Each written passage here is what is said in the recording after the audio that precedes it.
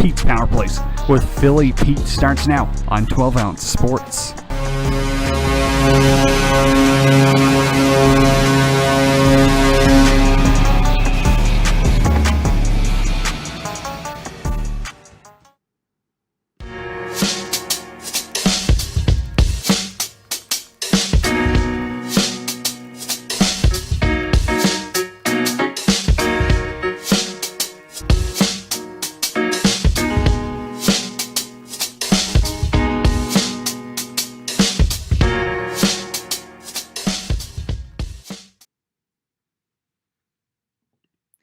And good afternoon, ladies and gentlemen, and welcome to the Wednesday, February 17th, 2021 episode of Pete's Power Plays, hosted by the one, the only, King of the Ice himself, Philly Pete. That's me right here.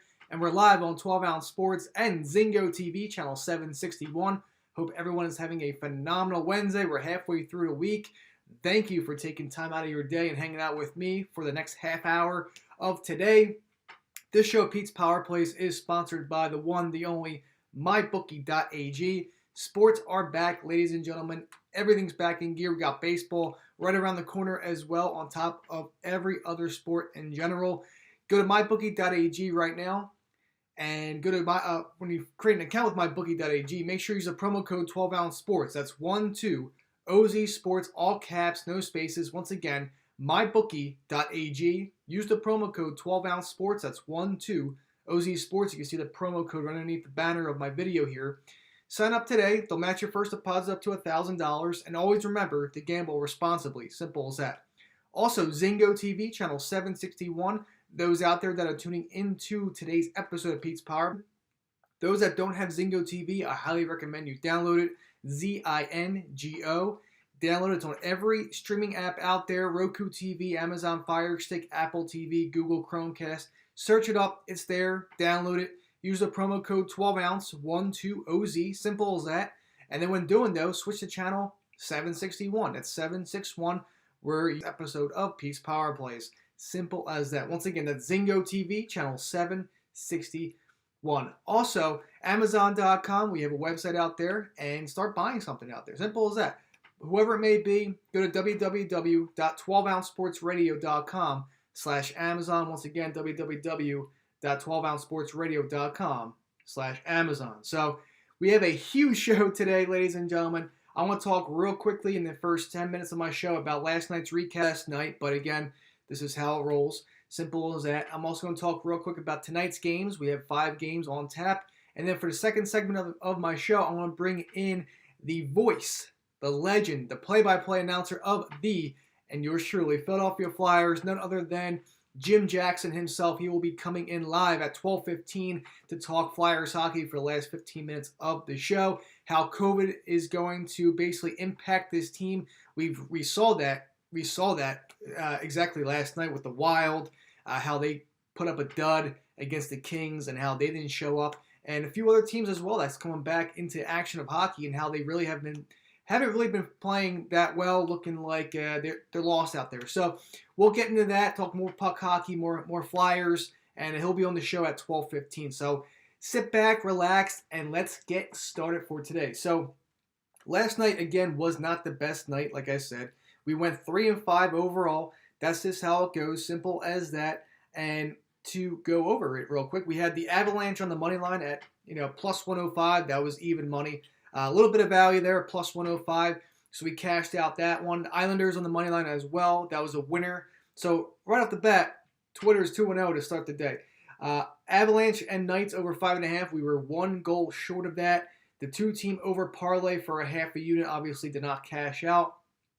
And my clients unfortunately went 1-3 for the evening. Wild on the money line, again, should have known better than this one, but I figured that they are the best team. They are the best damn team out there, the Wild, better than LA. But Wild came up short, and they lost 4-0, so Wild moneyline lost. Islanders and Sabres over 5.5. We had a great first period, and then nothing the rest of the way. That lost. Capitals in the moneyline at plus 110. That was the only hopeful winner that we had last night, simple as that. And then the Wild and the Kings over 5.5. That was also a client play, and again, we were short on that. So all in all, we went 3-5 with a minus 1.85 unit on the evening. Overall record now stands at 136 wins, 121 losses, and 9 pushes.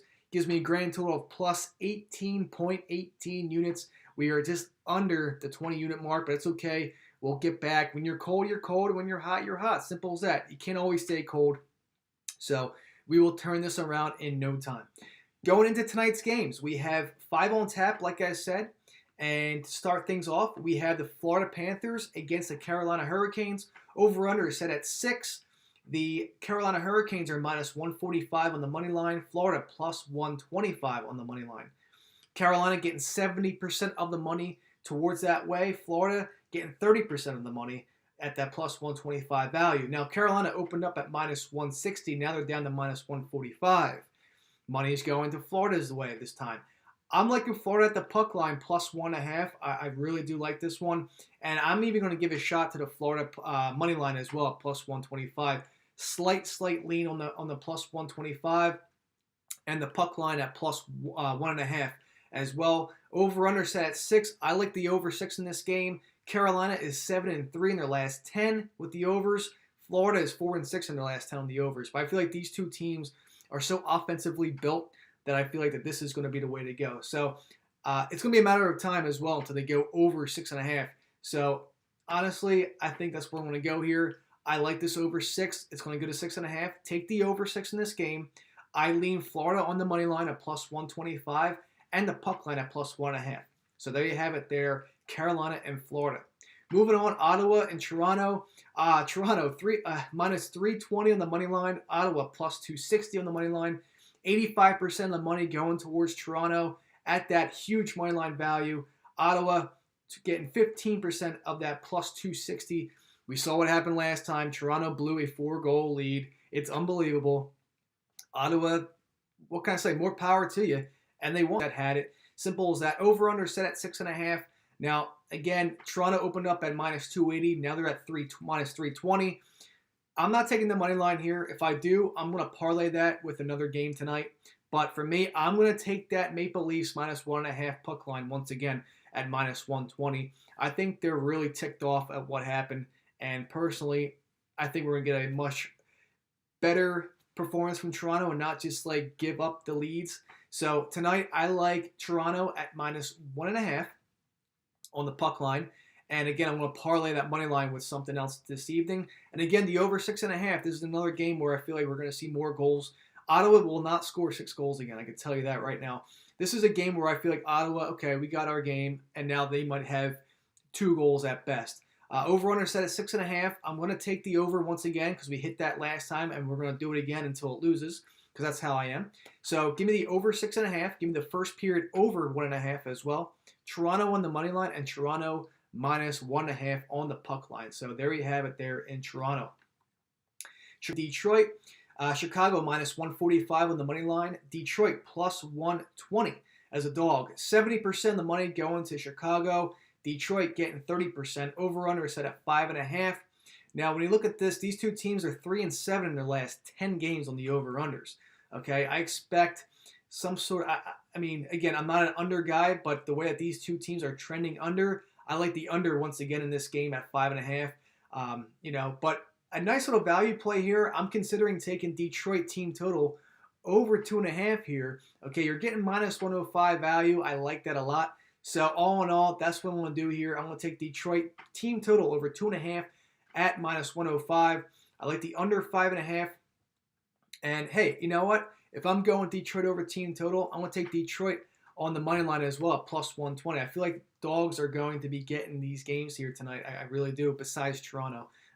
But and I also like Detroit puck line. Now I'm gonna parlay Detroit plus 1.5 with Panthers plus 1.5 as well. That should be a solid payout, probably in the plus 160, plus 170 range. That's my guess.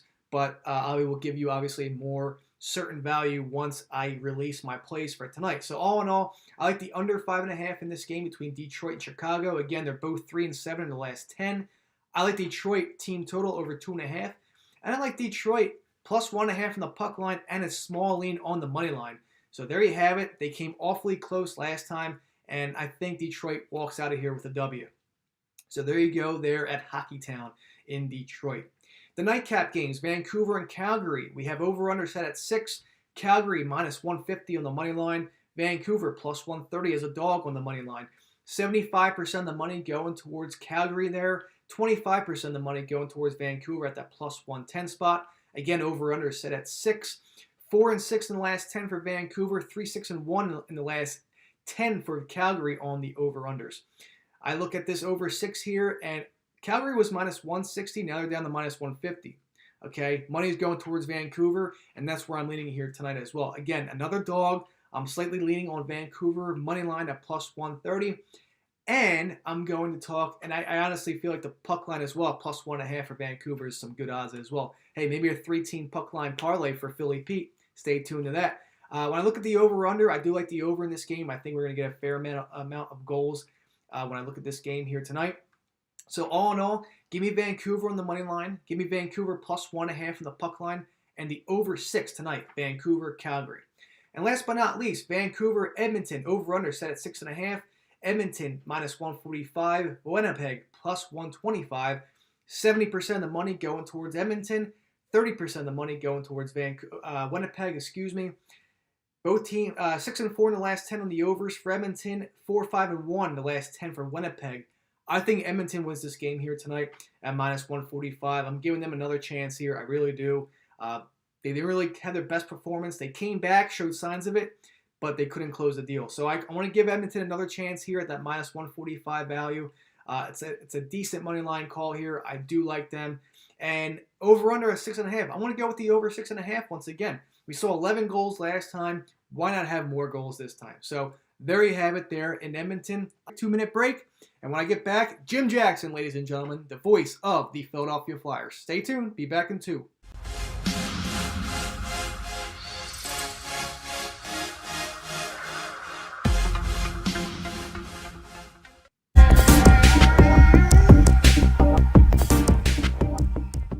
Welcome to MyBookie. You're ready to create an account and start making money. And we're here to help. And remember, you can get a bonus of up to $1,000 on your first deposit. Now you're ready to bet. Just go to mybookie.ag, visit the sportsbook, click on your bet, and input the amount you want to risk or win in the bet slip. Yes, it's that easy. Just remember, at MyBookie, you play, you win, you get paid.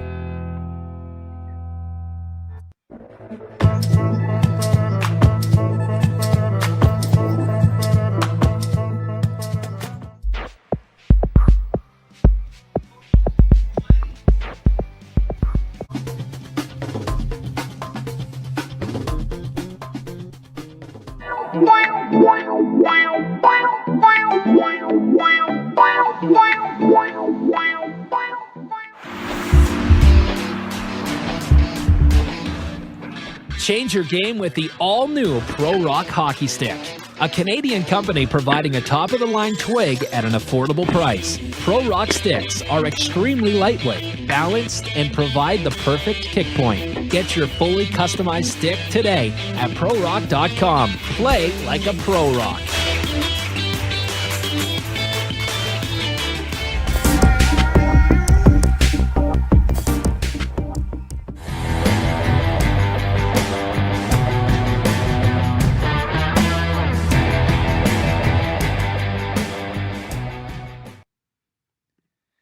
And ladies and gentlemen, thank you so much for taking that 2-minute time out with me. This is the Wednesday, February 17th, 2021 episode of Pete's Power Plays, hosted by the one, the only, Philly Pete, and we're live on 12 Ounce Sports and Zingo TV, channel 761. Thank you so much for taking time out of your Wednesday afternoon or Wednesday morning, wherever you may be around the world, and hanging out with yours truly.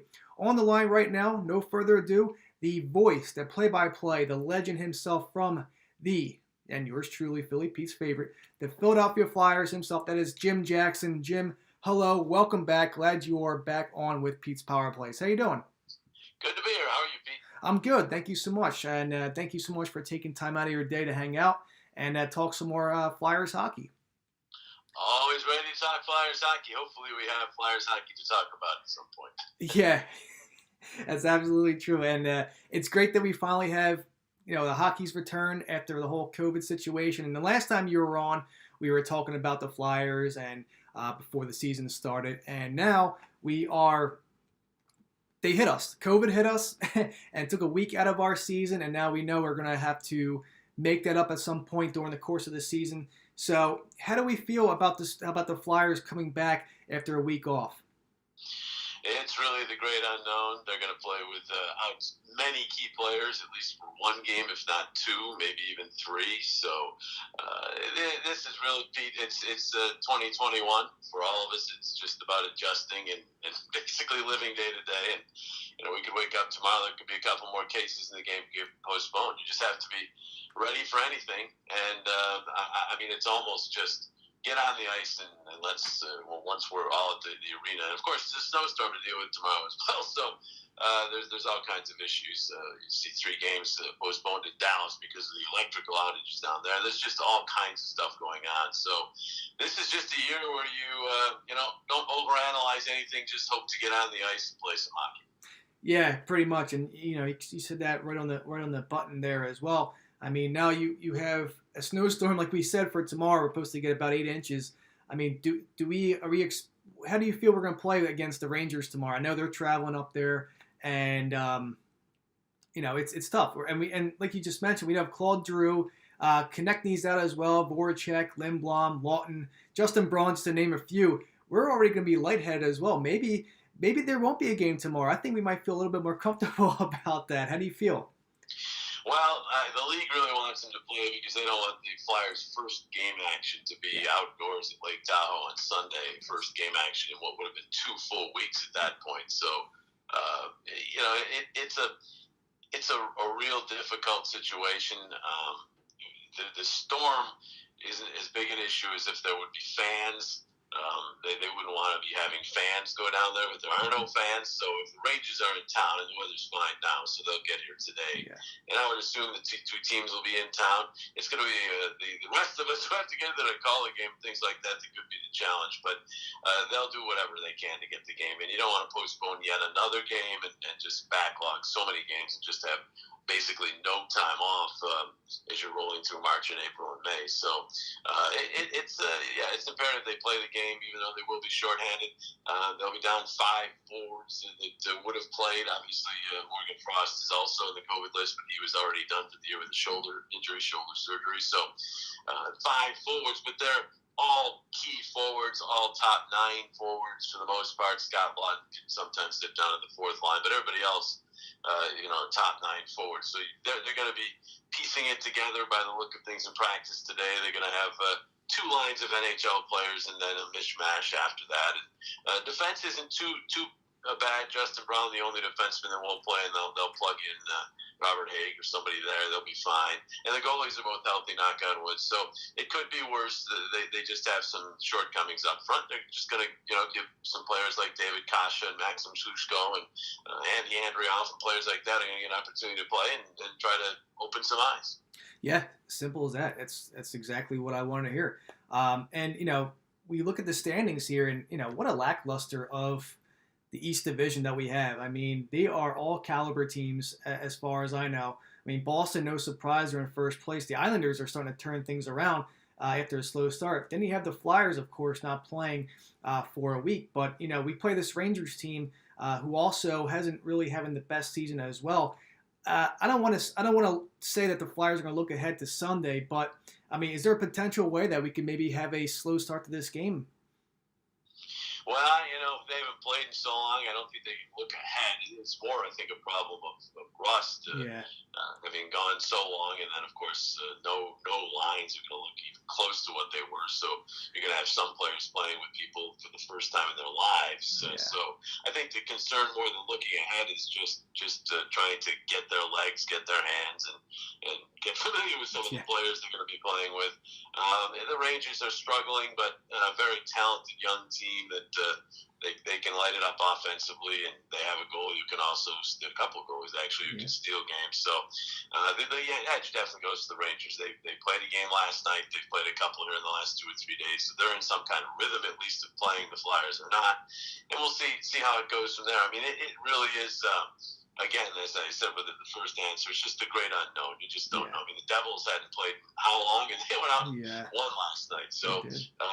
it can happen. Flyers next man up principle, and we'll see how they do. And then they've got Boston on Sunday, and then the Rangers again next Wednesday, and then away they go. After that, the schedule really gets busy. Yeah, it really does. And I'm reading something here that for the sake of comparisons here with how they're postponing games and rescheduling games for the Flyers.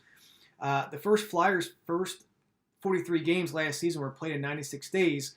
And they could be on the verge as playing, about 41 games coming up, 43 games in 82 days. That's a crazy amount of games. We're like in a baseball sort of feel, I think, when it comes to scheduling this season. You're playing back-to-backs. It's definitely been a weird season for sure. Hopefully next year we're back to normalcy of some sorts when we start in October, and hopefully do a traveling out into California and playing all those teams again. But man, the NHL has really been taking their fold here when it comes to these games. But I guess there's nothing really that they can do in order to get these situated with. But when you look at these 43 games and 82 games because of postponements, I mean, there's gonna be a lot of tired players, especially going for back-to-back games. Yeah, the concern is going to be injuries without the downtime and without any real practices. So, but they're not going to be alone. The Sabres and Devils are in even worse shape in terms of the amount of games they're going to play over that stretch. Some teams in the West are going to have the same situation. And even some of the teams in the East, because now there have been 3 teams shut down by COVID, it's not like a lot of Eastern teams have been playing games, because a lot of games got postponed that would have been against the Sabres and the Devils and the Flyers. So it's really it's going to be a crapshoot. Again, it's just trying to figure out a way to get in that top 4, and then once the playoffs start, whole new season. And hopefully by mid-May, we're talking about some sign of things getting back, maybe even some limited fans being allowed into the building for rumblings of that. If the variants don't kick up and cause another surge of the COVID, by then maybe hopefully we're heading in the right direction. And certainly, hopefully by next October, we're looking at fans in the building. It's great to get these games on, give people entertainment, get NHL hockey being played, but it's just not the same without the fans. So we have to get the fans back there, and hopefully that's soon. Yeah, and you're right. I mean, it's great that we have hockey back on for sure. Obviously, you being the voice and hearing your voice on, of course, on Comcast all the time. It's always nice to hear. And you're right. I mean, you see some fans are limited back in arenas as well. Dallas Stars, you see some fans in there. I mean, I'm not sure that's a great idea where we are right now. But that's the way we've handled this virus in our country. We just have not been able to do what you're supposed to do sometimes, just shut down short-term gain for long-term, short-term pain, I should say, for long-term gain. But we're trying to open here and there, and hopefully we get past it. I mean, we're going to lose 500,000 people. It's been a tragedy of all tragedies, but hopefully we're toward the end of it. But I say that hopefully because you see all the scientific information that says there could be a 4th surge now with these variants, so it's worrisome time. It is, and again, I couldn't agree more. I mean, I think these teams allowing some fans to come in are absolutely it's ridiculous. But that's how they are, and for the Flyers' sake, they're keeping it safe here as well as the other NHL teams. And again, we have these vaccines rolling out now that have been pretty consistent so far. So we get ready to rock and roll, and hopefully by playoffs we get some sort of advantages. If not, next season we could definitely look forward to, and hopefully that we have some, what the experience of being at a true Flyers game is, and having that atmosphere with the black and orange and just the bleeding black and orange and all the diehard fans that we have there in Philadelphia, obviously, as you know quite well. So, and all in all, now Carter Hart, and don't get me wrong, Brian Elliott has been playing some really good hockey as of late as well, but Carter Hart, I mean, I know he's been solid at home, and his away has been a little iffy. Is there any way he can maybe pick this up? I know defense needs to step up a little bit more as well this season, but Carter Hart hasn't really started off to the season as we've expected to be. So, what do you think? I really think that if you look at numbers, you're right, but numbers don't just tell the whole story. Yeah. There have been so many games where Carter's given up 3 or 4 goals, where he's also made about 10 great saves. This team is not playing well. its own zone in general. They're allowing the shot differential is by far the worst in the NHL. I mean, I was just looking at it before we got together today. I mean, it's not even close in terms of the shot differential, where the Flyers are at the bottom of the league. So they have not played well in front of Carter. I think a lot of the attention went on Carter because he went crazy after that game in Boston. That's just because he wants to win. But in watching the games, I mean, I can't say that there's been a game the Flyers lost because of goaltending, or that they even had to go to overtime because of goaltending, or struggled to win because of goaltending. I think Elliott's been great. I think Carter Hart, for the most part, has been good. The game in Boston, there were a couple of goals he could have stopped, but that was a rout. They still would have lost the game. I think we always tend to, you look at the numbers. Easy to say Carter Hart's not having a good year, but I watch the games, and I just think that the team hasn't played that well in front of him. He's made a lot of huge saves, and I don't think he's anything to worry about. The home road thing from last year, yeah, we'll look at that, but this year without fans, it's hard to even put any kind of cap on that either, because what's home road now with no fans? So it's hard to really look at the numbers from last year and compare them to this year, as yet small sample size too. But it's just I just think we need to relax on. And again, he brings some of this on himself because he went to the tantrum after the game. But I think that has more to do with the fact that he's a very competitive young man, and he just didn't like the fact that his team had gotten blown out and he'd given up a couple he could have stopped. For the most part, he's been good, and the numbers don't show it, but he's been pretty good. Yeah.